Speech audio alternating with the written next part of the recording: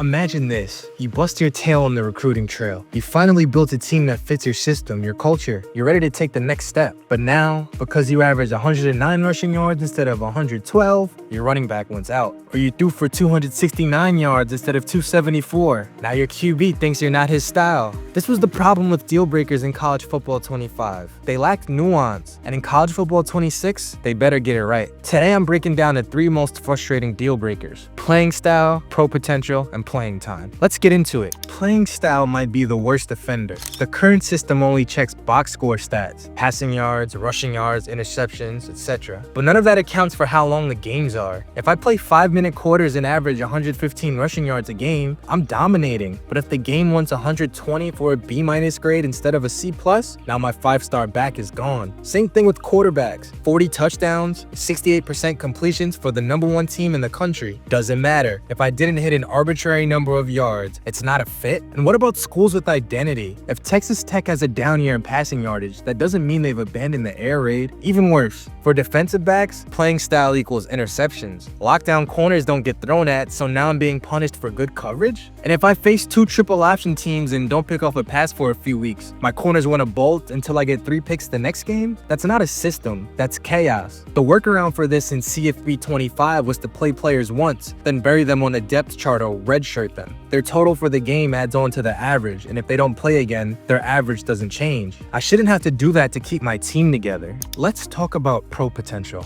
In theory, this makes sense. Players want to go where they'll get drafted, but the way it's implemented now is broken. In NCAA 14, we had a rolling count of how many players got drafted in the last 4 years. That made sense. But now, players want to leave because they don't currently see draft picks, even when they're on track to become one themselves. Let me give you a real example. I'm at Nebraska. First season, I finished 10-3. Dylan Raiola threw for 280 a game with 31 touchdowns and 10 picks. He's locked in, a star, and then he transfers to Ohio State to sit the bench. Why? Because pro potential wasn't high enough? He was the pro potential. If he stays, he gets drafted in 2 years and is maxed out skill points from throwing for 30 TDs a year. Instead, he transfers to not play, to watch his teammates get drafted. This deal breaker needs to be smart enough to factor in trajectory, not just static metrics. In real life, Ohio State just had 14 players drafted to the NFL. Hypothetically speaking, if they have 1 player drafted this year in the 3rd round, their whole team should transfer because there's no pro potential going to school there? Now, playing time is also misapplied. Right now, it's a mess. Players will dip because they're not starters, even if they're getting red zone touches, return reps, or special packages. Let me ask this. If I have a 95 speed freshman, you think I'm not getting him on the field? But because he doesn't start, he's out? It's not my fault he got leaped by a random offseason training boost he wasn't eligible for himself. Playing time should be based on snap percentage and actual usage, not just depth chart. And this is why formation subs matter. If I have a sub package that lets this guy thrive, that should count. You're telling me someone will rather leave than score 10 touchdowns a year? That's ridiculous, especially since we have no control over offseason progression. Players I thought would start get leaped and now they want to transfer. Don't tell me a player wants to leave for playing time, but he's on the field every possession.